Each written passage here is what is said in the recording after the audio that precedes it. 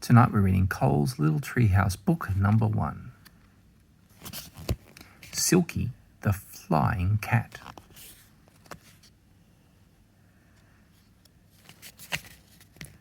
Hi, I'm Andy. I live in a treehouse with my friend Terry, and we make books together. I write the words and he draws the pictures. Book, Andy.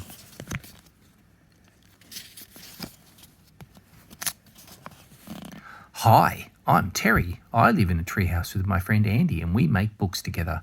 I draw the pictures and he writes the words. Pencil, Terry. Hi, I'm Jill. I live in a house full of animals in the forest near my friends Andy and Terry. I like animals and solving problems and doing puzzles. And I'm Silky, and I'm a cat-nary, and I can fly, and I'm Jill's favourite pet.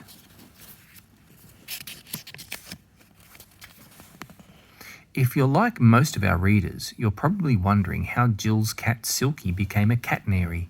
Well, it all started one morning when I swung into the kitchen and saw Terry painting a cat.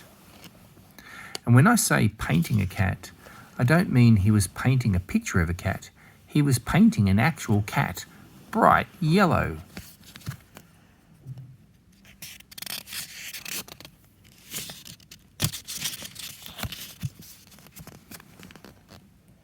Why are you painting that cat bright yellow? I said. Because I'm turning it into a cat-nary, said Terry. A canary, said Terry. Yes, you're right. But you can't turn a cat into a canary just by painting it yellow, I said. Yes, you can, said Terry. Watch this. He carried the painted cat to the edge of the deck, held it out in the mid-air and let it go. Oh no, that sounds scary.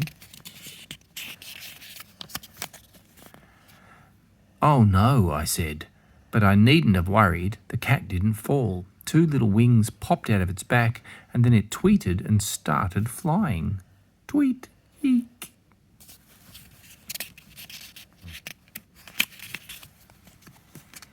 See, said Terry, turning to me in triumph. I told you so.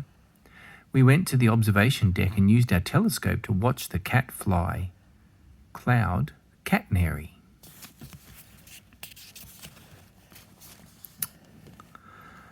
And as it flew, it passed a flying horse. I told you she wanted a canary.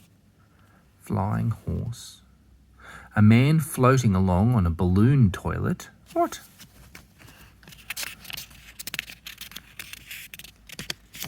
I've never seen a balloon toilet. Look, Mum, there's a flying cat. Now, don't be silly, Fifi. An aeroplane. A monkey riding a pink flamingo, monkey jockey. What? And an amazed bird. That's amazing, amazed bird. Eventually it came to a nest of 12 other flying cats. Flying cat canary.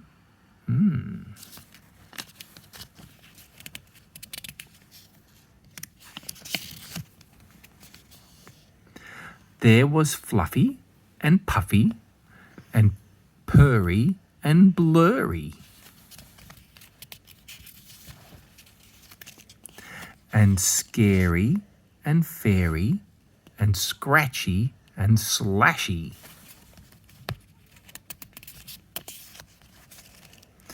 And Trashy and Crashy and Tinkerbell and Floppy.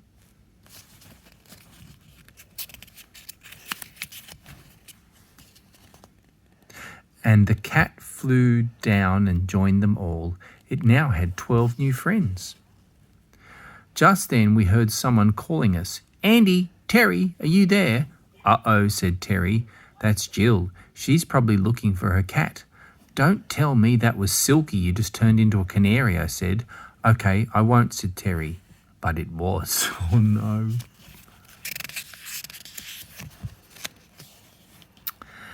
This was bad.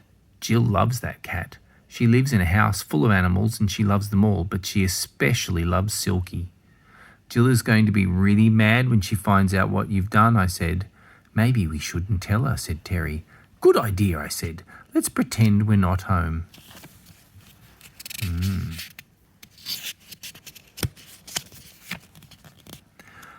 It's no use hiding, called Jill. I can hear you and I can see you. Silky's gone missing and I was wondering if I could put this missing cat poster on your tree. Of course, I said. Missing cat, Silky. She looks like this. Cute little ears, darling whiskers, beautiful green eyes, very soft white fur. Likes cat food, cuddles, cats on TV. Dislikes dogs, water, fleas, locked cat flaps. Big reward, call Jill. Will Jill get her cat back? As soon as Jill left, I said to Terry, "We've got to find Silky and bring her back." "I don't know about that," said Terry. "That nest looked pretty high." "Hey, stop shaking the treehouse." "I'm not shaking the treehouse," I said. "I thought it was you shaking the treehouse." "It's not me," said Terry. "It's that giant gorilla down there. It's shaking the whole tree." Oh no, giant gorilla at the bottom of the tree. "But why would a giant gorilla be shaking our tree?" I said. "It probably wants the giant banana," said Terry. "What giant banana?" I said.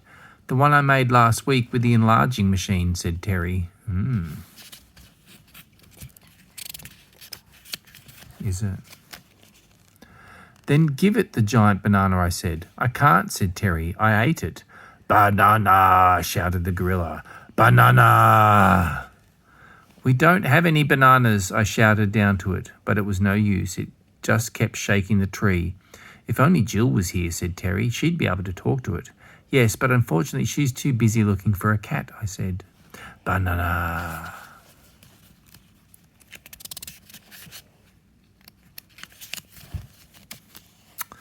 Then the giant gorilla started to climb the tree. "No banana! Banana!" "What are we going to do, Terry?" I said.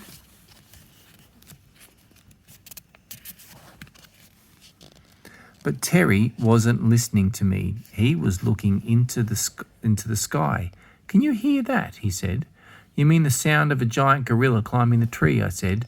"No," said Terry, "the sound of 13 cats, flying cats." I looked up. Terry was right. Flying cats, a whole bunch of them, 13 to be exact, with Silky in the lead. They were flying in formation, coming in low and fast, like fighter jets. The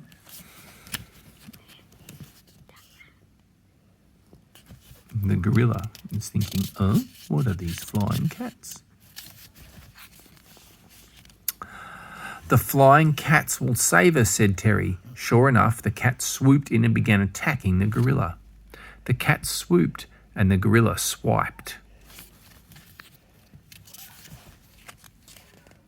But the gorilla was outnumbered, and despite swiping bravely,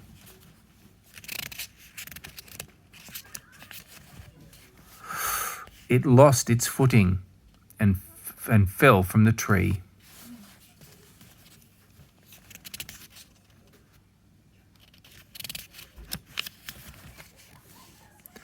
And hit the ground with a sickening thud.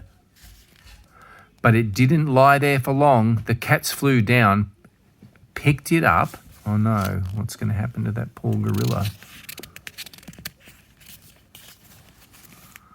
And carried it back home to its island far away. Banana.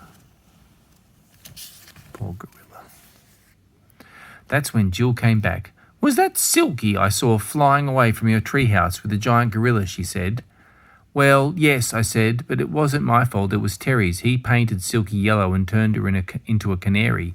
Well, a catnary, I guess. And then she flew away. I'm really, really sorry." "A catnary," said Jill slowly. "Terry turned Silky into a catnary. Yes, and like I said, I tried to stop him."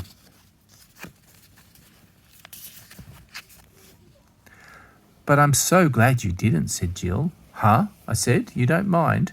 "Not at all," said Jill. "In fact, it's fantastic. I've been really wanting to get a canary, but I was worried Silky would eat it. Having a flying cat is like having the best of both pets. Thank you, Terry." "You're welcome," said Terry. If you'd like any of your other animals converted, you know where to bring them. Thanks, said Jill. I'll definitely think about it. Meanwhile, I'd better get home and put out some bird seed for Silky and her new friends. The end.